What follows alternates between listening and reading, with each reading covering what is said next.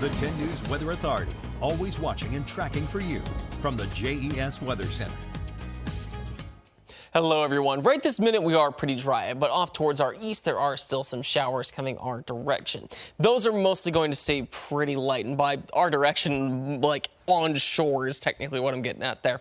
Anything that would be heading towards us from the west is really, really light. There's not a lot of rain that's heading our way. That's going to be the case not only for today, but into tomorrow. Looking well off towards the west, you have to really get up into Montana to see a system that's actually developing anything, so it's going to be a while before we have any rainfall that's going to bother us.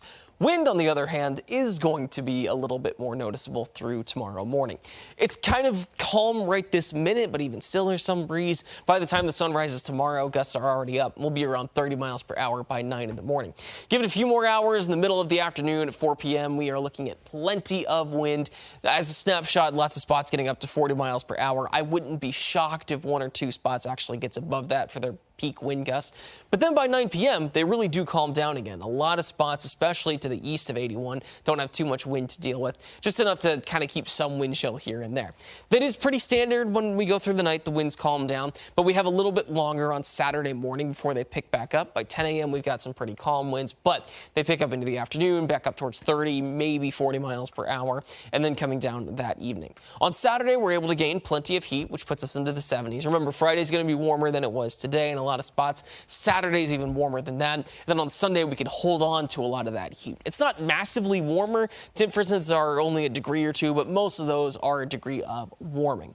We are going to see a change as we get a little bit later into next week. Sunday staying mostly dry, couple showers here and there from this warm front. That'll mostly just be light sprinkles. You can still get outside on Easter, but as this cold front approaches, that's going to cause some storms in Kentucky and Tennessee. For us, I think we could get some rumbles of thunder. The wind and the heat aren't quite lining up the right way that we would expect for like a big line of storms to come through, but still enough that Tuesday evening's not going to be great to be outside. After that, we are going to have calmer weather going into Wednesday.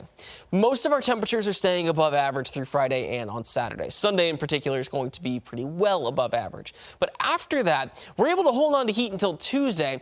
That's the point when things are going to switch over. Beyond that front that is going to cause the storms to the west, we end up with quite a bit of cooler air. It's going to bring us well below average for Wednesday. We stay like that through Thursday. I think even into next weekend, we're going to be slightly below average. The rain that's coming our direction isn't going to be as high as what came through on Saturday. In fact, it's not going to be too impressive even compared to what we had on Tuesday and Wednesday. A lot of accumulations are higher towards the north. Like a lot of spots for us get a quarter, half an inch, and that's through all of next week. Don't really need too much because we're not in a drought right this minute.